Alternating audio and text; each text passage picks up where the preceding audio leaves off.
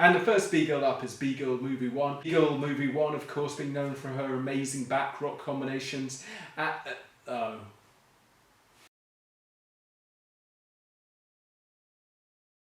Daily Flava Breaking news, and we are back. And this time we're having a look at Hurricane versus Hong 10 and Red Bull BC1. Now, Hurricane versus Hong 10 was pretty interesting because Hurricane seemed to have lived up to his name for being a lot of wind that went by very, very quickly. Now, being the nerds that we are, we decided to write down the time length of every single Hong 10 and Hurricane round. Now, for those who don't know, this battle was divided into 5 rounds, and each of those 5 rounds was also subdivided into 4 or 5 rounds. Now, what's amazing is that Hurricane basically battled for a minute each of those rounds, whereas Hong 10 had a few rounds that were 30 seconds or 40 seconds long. So yeah, about 2 of Hong 10's round was about the length of all 5 of Hurricane's. One of the interesting things is that in the first round, Hurricane came out for 9 seconds, 10 seconds, 13 seconds, 9 seconds, 8 seconds and 12 seconds for a grand total of 62 seconds. Now, what's really interesting about this is that the ring girl herself came out for 18 seconds, which means that technically the ring girl walking around the arena spent more time in there than approximately 2 of Hurricane's rounds. Now, by the end of the battle, Hong 10 had spent an incredible 15 minutes of breaking, which is a hell of a lot if you think about it. Now, the entire battle, including the breaks, took 45 minutes, which means that Hong 10 was out there an incredible third of the battle, actually dancing and competing, which is pretty insane. Now, compared to that, how long do you think Hurricane was out? If you guessed about 7 minutes, you'd be absolutely correct, because yes, Hurricane was out there for approximately half the time that Hong 10 was out there, which shows you the incredible stamina and energy of Hong 10. Of course, we've seen the interview with Dizzy, so we know that this was part of Hurricane's tactics. And one thing that we noticed was that in each round, Hurricane generally got longer as he went along. So, for example, in the first round, he started off with 9 seconds and ended with 12. That's an improvement. However, in, for example, the third and fourth round, he started with 9 seconds and ended with 30. Or 10 seconds ending with 24, or 9 seconds ending with 23. So you could kind of see the tactics going on there. One thing he didn't count for, of course, is that Hong 10 is just a stamina beast. Anyone who's seen him knows this. He literally keeps battling for hours and hours. He can go on all night if he needs to.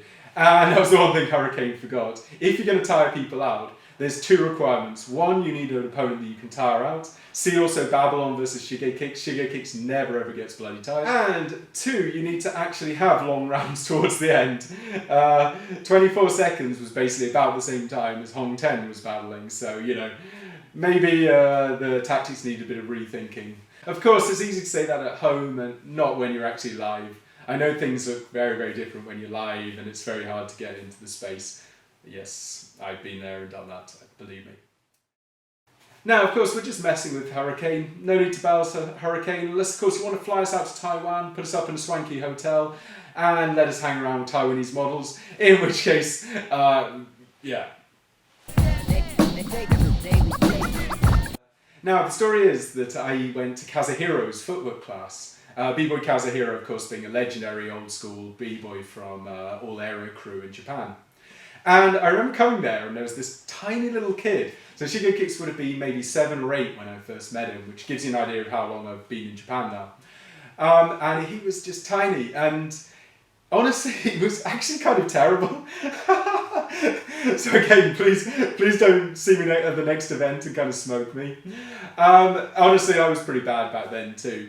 But the one thing I noticed is that every time Kazuhiro would teach him something, he would do it and it would be an absolute train wreck. But by the next class, he'd have it. Then Kazuhiro would teach him another really difficult move. And then by the next class, Shigekicks would have it. And that's what really stood out to me about Shigekicks, is he wasn't necessarily the best b-boy there. There were better b-boys there. At the time, Ayane was a lot better than Shigekicks.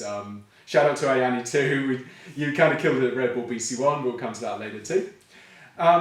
But the one thing I noticed was that Shigekicks just had that kind of attitude, and every time he learned something, by the next class he'd have it mastered. He'd have it perfectly on beat with beautiful form and everything. And that's what I think separates Shigekicks from a lot of the other guys, is not necessarily that he didn't A lot of people have this image that he started off as this amazing b-boy, but that's actually not the case. He was actually pretty terrible when I first met him. But he always had this dedication, he had this hunger to learn more. And I got to hang out with his father, and his father would tell me like how proud he was and how he'd always see Shigekicks like getting better and better. And so huge shout out to Shigekicks. It's actually like amazing to have someone that I know pretty well win Red Bull BC1. Now, a few of you may have noticed that Shigekicks wasn't in my screen videos, even though he's supposed to be the invited guest for those battles. Of course, we now know the reason was that he was overseas battling Red Bull BC1. Now, Red Bull BC1 this year was pretty easy, with the exception of 2 battles that we'll get to later. It was pretty easy to make most of my decisions. Obviously, I'm not the judge, so take it with a pinch of salt. But I agreed with the judges every time except maybe once, which again we'll get to later. A few things about Red Bull BC1. The first thing is shout out to all the B girls. As a guy who used to get a little bit of stick for the way that I battled, because I'd always be battling with this huge face, like burning people with a big smile on my face. It was nice to see that the B girls are carrying on that kind of feeling with massive smiles, hugs, just looking like they're having an amazing time. I think the final was the first time that a B-girl actually got in another B-girl's face or actually did anything disrespectful, although, you know, not all that serious. Now, number 3 was that, interestingly, it seems like Shigekicks has recently been training with Taisuke. And that was really, really interesting because I don't think a lot of us knew that. And as most people know, Shigekicks has moved up to Tokyo now and is hanging around with a lot of the people there trying to do the professional b-boy lifestyle. Which, you know, unfortunately very bad timing because he started that at the end of 2019. And of course this year has just been a train wreck for b-boy. However, it was interesting to see Taisuke, and it was interesting to see Taisuke burn, which must be the longest distance burn. He was burning the Russians on the other side of the stage, which means that it was literally a burn that was felt about halfway across the world. As a guy who witnessed that, yeah, I felt burned, and I'm halfway across Japan away from him. I can't imagine what it must have felt like in Russia. Now, number 4, this leads us on to a couple of the battles that I disagreed with. Let me know if there are any that you disagree with in the comments. I agreed with Shigekicks' victory over Vero, even though I slightly preferred what Vero did. I just didn't think he quite had the energy and the kind of freestyle energy that Shigekicks had. Vero played a little too safe for my tastes. But that's a huge shout out to Vero because I loved everything he did. I thought that was absolutely insane. But I thought Shigekicks pretty clearly won that. Now, the first one that I disagreed with was Killer Kolya's first battle. I actually thought Killer Kolya won that. I do understand why the judges chose the way they did, because I thought Kolya massively overdid threads. He was obviously like analysing his opponent, thinking, what does this guy not really do a whole lot of? Oh, he doesn't do threads. Therefore, I'm going to just abuse the hell out of threads and just do threads every single round. But I did still think that Killer Kolya did enough to win that one. But, you know, it was close, it was close. And I can understand that a lot of people maybe weren't feeling 3 rounds of almost entirely thread combinations. So, you know, I understand the judge's decision on that one. And, of course, it was Mad Max versus Jilu, which was probably the hardest battle. Again, I would have probably given that to Jilu, and that's no disrespect to Mad Max, because you've definitely made it a very, very close battle. But I just thought Jilu had a little bit more of everything in that battle, and I also preferred her flow. But, you know, it was close enough that I don't think anyone really minded. And that's one of the great things about this year's Red Bull BC1 is it was either a very clear winner or, you know, the battle was pretty much a preference battle and both did well, and, you know, those can go either way. Another example of that is Pak Pak. I massively preferred Pak Pak's style, but he lost. And you know, there's not really much you can say about that. I thought he did incredibly well. I really loved everything he did, but he lost that battle, and I agree with the decision that he lost. But Pak Pak, absolutely loved everything you had, mate. Amazing stuff. And the other one that was gut-wrenching was after years of saying that the UK are going to do it. First round, Shigekicks, absolutely one-sided battle. Now, the UK is totally due a Red Bull BC1 champion. I hope one day I'll live to see it. Yeah, unfortunately no one was stopping Shigekicks that year, so yeah, what are you going to do? Then, number 5 was the hilarious contrast between the B-girls top 4 and the B-boys top 4. So the B-Girls Top 4 was like friends having a reunion and doing some dancing together. Caste and Ayane just looked like they were having the greatest time ever up there and were partying with each other rather than actually battling. Then you've got Little Zoo versus Al Khalil, where they were throwing up bite signs and burning each other every occasion. It was a hilarious contrast.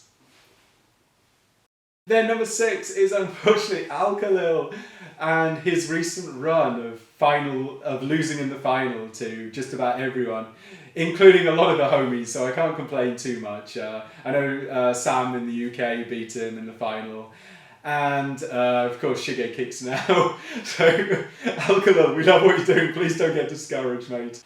Now, number 7 is, of course, a huge shout out to Mad Max for using a butt spin in the World Finals, and yeah, doesn't get better than that.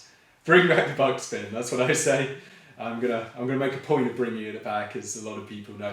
Especially after Bboy Kazuki Rock got a huge blow up from the butt spin. It's time that the butt spin made a comeback, and we're looking forward to seeing it become this huge move that everyone does. It's going to be the air flares of 2021, trust me. And that's it, another Daily Flava B-Boy news. Now hopefully we'll be able to upload one more video before the year's out. It's been a very quiet year, just generally it's been a very quiet year. If you haven't already, please check out our recent videos. Scream was incredible. If you haven't checked out those videos, go there right now. I'm gonna include them at the end. Click on them because everything about that battle was absolutely insane. Like Kanto was destroying it. The power move competition, the Seventh Smoke was absolutely insane. Body Carnival, the arrival of a new legend with Hero 10, like just the level that he was competing at was just unbelievable. So please like and subscribe, and please comment on our videos. We've absolutely loved reading your comments recently, hearing who you like and don't like, and the results that you agree or disagree with. This is Flo Angel for Daily Flava B-Boy News, and we're out. Peace.